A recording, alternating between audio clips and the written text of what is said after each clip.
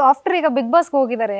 Big ಬಾಸ್ಗೆ ಹೋದ್ಮೇಲೆ ಎಷ್ಟು ಖುಷಿ ಆಗುತ್ತೆ ಈಗ ನಿಮ್ಮ ದೋಸ್ತು ನಿಮ್ಮ ಜೊತೆಗಿದ್ದವರು ಎಷ್ಟು ಖುಷಿ ಆಗುತ್ತೆ ಈಗ ರೆಸ್ಪಾನ್ಸ್ ಎಲ್ಲ ನೋಡಿದಾಗ ಹೇಗೆ ಅನ್ಸುತ್ತೆ? ನೋಡಿ ನನಗೆ ಇನ್ನೊಂದೇನಪ್ಪ ಅಂದರೆ ಇವತ್ತು ದೊಡ್ಡ ಸ್ಟಾರ್ ಆಗಿದ್ದೇನೆ ಅನ್ನೋ ಒಂದು ಫೀಲ್ ಅವನು ನನಗೆ. ಯಾಕಂದರೆ ಇವಾಗ ಬಿಗ್ ಬಾಸಲ್ಲಿ ಗಿಲ್ಲಿ ಇಲ್ಲ ಅಂದರೆ ಜೀರೋ ಬಿಗ್ ಬಾಸ್ ನನಗೆ ಗೊತ್ತು ಅದು. ಯಾಕಂದರೆ ನೀವೇ ನೋಡ್ತಿದ್ರಿ ಕರ್ನಾಟಕದಿಂದ ಯಾವ ಥರ ಫ್ಯಾನ್ಸ್ ಇದ್ದಾರೆ ಏನು ಕತೆ ಅಂತ ಗೊತ್ತು ಅದು. ಈಗಲೇ ಒನ್ ಮೇನ್ ಶೋ ಅಂತ ಐತೆ. ಸೊ ಗಿಲ್ಲಿ ಸ್ವಲ್ಪ ಏನಿಲ್ಲ ಅಂತ ಹೇಳಿದ್ರು ಕನಿಷ್ಠ ಪಕ್ಷ ಅವ್ನು ರುದ್ರಾವತಾರಗಳು ಇನ್ನೂ ತಾಳೆ ಎಲ್ಲ ಬಿಡಿ, ಅದೊಂಥರ ಬೇರೆ ರೀತಿ ಗಿಲ್ಲಿ. ಅಂದ್ರೆ ಹೊರಗಡೆ ಅದಕ್ಕಿಂತನೂ ಬೇರೆ ಇದ್ದಾರೆ. ಅಯ್ಯೋ ಯಾವ ತರ ಸರ್ ಅವ್ರು ಹೆಂಗಿದ್ರು ಹೊರಗಡೆಗೆ? ಹೊರಗಡೆ ಏನಿಲ್ಲ, ನ್ಯಾಚುರಲ್ ಸ್ಟಾರ್. ನಿನಗೇನು ಮಾಡ್ತಾರೆ, ಎಲ್ಲಿ ತಿನ್ನಬೇಕು ಅಲ್ಲೇ, ಯಾವ ಹೋಟ್ಲ್ ತಿನ್ಬೇಕು ಅಲ್ಲೇ ತಿಂತ ಇದ್ದ. ನಾನು ಸ್ಟಾರು ಗೀರೋ ಅಂತ ಅನ್ಕೊಳ್ಳಿಲ್ಲ. ಬಟ್ ನಲ್ಲಿ ಮೂಳೆಯಿಂದ ಸ್ವಲ್ಪ ಪಬ್ಲಿಕ್ಕಲ್ಲಿ ಓಡಾಡೋ ಸ್ವಲ್ಪ ಕಡಿಮೆ ಆಗ್ಬಿಡುತ್ತೆ. ಇವನು ಆ ಗಿಲ್ಲಿ ನಟ ಅಲ್ವೇನೋ ಅಂತ ಬಂದ್ಬಿಡೋರು. ಯಾಕಂದರೆ ನಾವು ಎಷ್ಟೋ ಸರಿ ಹೋಟ್ಲ್ಗಳಿಗೆ ಊಟ ಮಾಡೋಕ್ಕೆ ಹೋದಾಗ ಕೆಲವು ಟೈಮ್ಗಳಲ್ಲಿ ಮದುವೆಗೆ ಹೋಗ್ಬಿಡ್ತಿದ್ವಿ, ಆ ಥರ ಸಿಚುವೇಶನ್ ಬಿಡೋದು. ಸೊ ಆ ಥರ ಹೋದಾಗ ಕಂಡು ಹಿಡಿದು ಬಿಡೋರು. ನಾವೆಲ್ಲ ಮಗಕ್ಕೆ ಬಟ್ಟೆ ಹಾಕೊಂಡು ಸೀದಾ ಹೋಗೋದು. ಬಟ್ ಮಗಕ್ಕೆ ಬಟ್ಟೆ ಹಾಕೊಂಡು ಊಟ ಮಾಡ್ಬೇಕಾದ್ರೆ ತೆಗಿಲೇಬೇಕಲ್ಲ. ನಾವು ಅದಕ್ಕೆ ಎಲ್ಲ ಲೈನು ಕೂತ್ಕೊಂಡ್ರೆ ಲಾಸ್ಟ್ ಆ ಕಡೆ ತಿರುಗೋ ಕೂತ್ಕೊಳ್ಳೋದು ನಾವಿಬ್ಬರು ಸೈಲೆಂಟ್ ಗೊತ್ತಾಗ್ಬಾರ್ದು ಅಂತ. ಆ ಥರ ಕೂತ್ಕೊತಿದ್ವಿ, ಆ ಥರ ಊಟ ಮಾಡ್ತಾಯಿದ್ವಿ. ಹಂಗೆಲ್ಲ ಬರಬೇಕಾದಾಗ ಊಟ ಮಾಡ್ಕೊಂಡು ಎಲ್ಲ ಬರ್ತಾಯಿದ್ವಿ. ಬಟ್ ಆ ಥರದ ಸಮಸ್ಯೆಗಳಿತ್ತಲ್ಲ ಅದು ಬೇರೆ. ಕಾಮಿಡಿ ಕಿಲಾಡಿಗೆ ಬರೋಕ್ಕೂ ಮುಂಚೆ ಅಷ್ಟು ಸಮಸ್ಯೆಗಳಿತ್ತಲ್ಲ, ಅದು ನೆಕ್ಸ್ಟ್ ಲೆವೆಲ್ ಪ್ರಾಬ್ಲಮ್ಸ್ ಬಿಡಿ.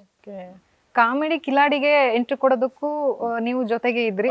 ಸೊ ಹೆಂಗೆ ಎಂಟ್ರಿ ಕೊಟ್ರು ಕಾಮಿಡಿ ಕಿಲಾಡಿಗೆ ಅವರು? ನಾವು ಈಗ PO2 ರಾಂಗ್ ಸೈಡ್ ರಂಗನಾಥ, ನಲ್ಲಿ ಮೂಳೆ ಮತ್ತು ರೋಲೆಕ್ಸ್ ರಾಜಣ್ಣ ಲಾಸ್ಟಲ್ಲಿ ಮಾಡಿದ್ವಿ.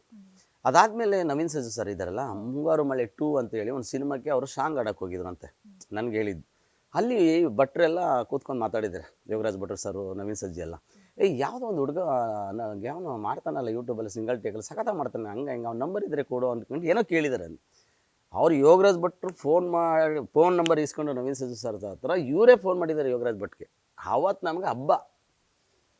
ಯೋಗರಾಜ್ ಭಟ್ರು ಸರ್ ಫೋನ್ ಮಾಡಿದ್ದಾರೆ ಹಂಗೆ ಅಂತೇಳಿ. ಸರಿ ಅವ್ರು ಹೇಳಿದ್ರು, ಒಂದು ಕೆಲಸ ಮಾಡುವ, ನೀನು ಚೆನ್ನಾಗಿ ಮಾಡ್ತೀಯಾ ಬಾರಪ್ಪ ಹಂಗೆ ಅಂತ ಹೇಳ್ಬಿಟ್ಟು ಜಿ ಕನ್ನಡದಲ್ಲಿ ಸರಣೆ ಅಂತಿದ್ದಾರೆ ನೋಡಿ, ಕಾಮಿಡಿ ಕಿಲಾಡಿಗಳು ಫೋನ್. ಸರಿ ಅವ್ರು ಒಂದು ಸರಿ ಫೋನ್ ಮಾಡ್ರು, ನನಗೆ ಈ ಥರ ಕಾಮಿಡಿ ಕಿಲಾಡಿಗಳ ಕಡೆಯಿಂದ ಈ ಥರ ಫೋನ್ ಮಾಡಿದ್ರು ಕಣ್ರಿ, ಹೋಗೋಣ ಅಂತ. ಕೆಲವ್ರನ್ನೆಲ್ಲ ಡಿಸ್ಕಷನ್ ಕೇಳಿದ್ದೀವಿ. ನಮ್ಮ TV ಚಾನಲ್ ನಿಮ್ಮನ್ನ ತುಂಬ ಯೂಸ್ ಮಾಡ್ಕೊಬಿಡ್ತಾರೆ ಹಂಗೆ ಅಂತ ಹೇಳಿ. ಬಟ್ ಅಲ್ಲಿ ಸ್ವಾರ್ಥನಿತ್ತು ಅವ್ರಿಗೆ. ನಾವು ಯೂಟ್ಯೂಬ್ ಕಂಟೆಂಟ್ ಏನಿರುತ್ತೋ ಅದನ್ನೆಲ್ಲ ಮಾಡಿದಾಗ ಸಮಥಿಂಗ್ ಬೇರೆ ನಾವೇನಾರು ಅಕಸ್ಮಾತ್ ನಾವೇ ಯೂಟ್ಯೂಬ್ ಚಾನಲ್ ಮಾಡ್ಬಿಡೋಣ ಅಂತ ಡಿಸೈಡ್ ಮಾಡಿದ್ವಿ ಫೈನಲು. ನೀವು ಇವತ್ತೊಂದು ಸತಿ ಹೇಳ್ತೀನಿ ಕೇಳಿ, ಸಿಂಗಲ್ ಟೇಕ್ಲೆ ಸಿನಿಮಾ ಮಾಡೋಣ ಅಂತ ಡಿಸೈಡ್ ಮಾಡಿದ್ವಿ ನಾವು. 10 ನಿಮಿಷ ಅಲ್ಲ, ಸಿನಿಮಾ ಫುಲ್ ಸಿಂಗಲ್ ಟೇಕ್ಲೆ ಹೊಡೆದ್ಬಿಡೋಣ ಅಂತ. ಅಂದರೆ ಏನಕ್ಕೆ ಸಿಂಗಲ್ ಟೇಕ್ ಮಾಡ್ತಾಯಿದ್ವಿ ನಾವು?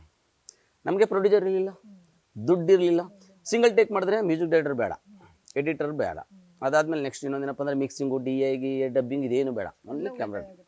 ನಾವು ಸಿಂಗಲ್ ಟೇಕ್ ಡೈಲಾಗ್ ಬರ್ಕೊಳ್ಳೋದು ಹುಚ್ಚರ ಥರ ಪ್ರಾಕ್ಟೀಸ್ ಮಾಡ್ತಿದ್ವಿ. ಅವ್ನ ಮುಖ ನೋಡ್ಕೊಂಡು ನಾನು ನಗ್ತಿದ್ದೆ, ನನ್ನ ಮುಖ ನೋಡ್ಕೊಂಡು ಅವ್ನು ನಗ್ತಿದ್ದೆ. ಕೌಂಟ್ರ್ ಕೊಡಬೇಕಲ್ಲ, ನಲ್ಲಿ ಮುಳದಲ್ಲಿ ಕೌಂಟ್ರ್ ಕೊಡಬೇಕಲ್ಲ. ನೀವು ಡೈಲಾಗ್ ಹಿಂಗೆ ಹೇಳ್ಬಾರ್ದು, ಹಿಂಗೆ ಹೇಳಿ ಅಂತ ಅವ್ನು ನನ್ನ ಬೈತಿದ್ದ, ನಾನು ಅವ್ನು ಬೈತಿದ್ದೆ. ಹಿಂಗೆ ಕಾಮಿಡಿಯಾಗಿ. ಸೊ ಆ ಥರ ಚೆನ್ನಾಗಿ ಮಾಡ್ಕೊಂಡು ಮಾಡಿದ್ವಿ. ಲಾಸ್ಟಲ್ಲಿ ಫೈನಲ್ ಒಂದು ಕೆಲಸ ಮಾಡೋಣ ಕಂಡ್ರೆ, ಯೂಟ್ಯೂಬಲ್ಲಿ ನಾವು ಶಾರ್ಟ್ ಮೂವೀಸ್ಗಳು ಮಾಡ್ತಾಯಿದ್ವಿ, ಬೇಡ ಅನಿಸುತ್ತೆ, ಯಾಕೆ ಸಿನಿಮಾ ಮಾಡೋಣ ಅಂತ. ಬಟ್ ಎಷ್ಟೋ ಜನ ಸಿನಿಮಾ ಪ್ರೊಡ್ಯೂಸರ್ಸ್ಗಳು ಅಥವಾ ಬೇರೆ ಅಪ್ರೋಚ್ ಮಾಡಬೇಕಾದ್ರೆ ಮೇಡಮ್ ಕಂಟೆಂಟ್ ನೋಡೋರು ಸೊ ಯೂಟ್ಯೂಬಲ್ಲಿ ಇರೋರನ್ನ ಬಿದ್ದು ನಗೋರು. ಆಮೇಲೆ ಒಂದು ಡೈಲಾಗ್ ಕೇಳ್ಬಿಡೋರು, ಸಿನಿಮಾ ಮಾಡೋಕ್ಕೆಲ್ಲ ಆಗಲ್ಲಪ್ಪ ನೀವು, ಯಾಕಂದರೆ ಸಿಂಗಲ್ ಟೇಕ್ ಮಾಡ್ಬೋದು, ಯಾಕಂದ್ರೆ ಡೈಲಾಗ್ ಪ್ರಾಕ್ಟೀಸ್ ಮಾಡ್ಕೊಂಡು ಯಾರು ಬೇಕಾದ್ರೂ ಮಾಡ್ಬೋದು, ಸಿನಿಮಾ ಮಾಡೋಕ್ಕಾಗಲ್ಲ ನೀವು ಅಂತ ಒಂದು ಡೈಲಾಗ್ ಕೇಳ್ಬಿಡೋರು. ನಾನು ಅಲ್ಲಿಂದ ಬಂದು ಗಿಲ್ಲಿ ಬಿಟ್ಬಿಡ್ತಿದ್ದೆ. ಗಿಲ್ಲಿ ನಟನ ಬಿಟ್ಬಿಟ್ಟು ಕೂತ್ಕೊಂಡು ನಾನು ಯೋಚನೆ ಮಾಡ್ತಿದ್ದೆ, ಯಾಕೆ ಹಿಂಗೆ ಹೇಳ್ತಾರೆ ಅಂತ. ಬಟ್ ಸಿನಿಮಾ ಮಾಡೋಂಥ ಕೆಪಾಸಿಟಿ ದುಡ್ಡು ಬೇಕಲ್ಲ, ತುಂಬ ಇಂಪಾರ್ಟೆಂಟ್. ಅದಾದಮೇಲೆ ಸಿನಿಮಾ ಮಾಡೋ ಕೆಪಾಸಿಟಿ ಇಲ್ವಾ ನಮಗೆ, ಯೋಚನೆ ಮಾಡ್ತಾ ಆಮೇಲೆ ಹಿಂಗೆ ಕನೆಕ್ಟ್ ಆಗಿ ಯಾರೋ ನಮ್ಮ ಶಾರ್ಟ್ ಮೂವೀಸ್, ಅದನ್ನು ಆಮೇಲೆ ಮಾತಾಡೋಣ. ಅಮೂಲ್ಯ ರತ್ನ ಮತ್ತು ಆರುಷಿ ಹೆಂಗೆ ಸ್ಟಾರ್ಟ್ ಆಯಿತು ಅಂತ.